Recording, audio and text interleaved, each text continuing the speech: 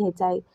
आता सेम कढईमध्ये मी अर्धा चमचा तूप टाकून घेतलेले, यावरती आपल्याला बदाम आणि काजूचे काही काप परतून घ्यायचे आहेत। सारण आपल्याला पूर्णपणे थंड होऊ द्यायचं आहे। त्यानंतर आपल्याला यामध्ये 1 कप बारीक चिरून घेतलेला गूळ टाकून घ्यायचा आहे। अर्धा चमचा वेलची पावडर टाकून घ्यायची आहे। गुळाच्या ऐवजी तुम्ही 1 कप या ठिकाणी पिठी साखर देखील वापरू शकता। करंजीला लावण्यासाठी आपल्याला साठा तयार करायचा आहे।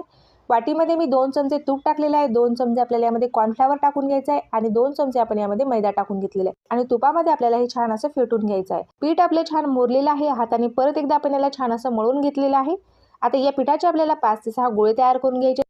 या पिठाची एक पातळ आणि मोठ्या आकाराची पोळी तयार करून घ्यायची। याच पद्धतीने मी बाकीच्या देखील पोळ्या तयार करून घेतलेल्या आहेत। आता पोळीला आपल्याला साठा लावून घ्यायचा आहे। यावरती आपल्याला दुसरी पोळी ठेवून घ्यायची आहे। 3-3 पोळ्याचे आपण या ठिकाणी रोल तयार करून घेणार आहोत। तिसऱ्या पोळीला वरच्या बाजूला आपण साठा लावून घेतलेला आहे। आता आपल्याला याचा एक रोल तयार करून घ्यायचा आहे आणि आपल्याला अशा पद्धतीने दुसरा देखील रोल तयार करून घ्यायचा आहे।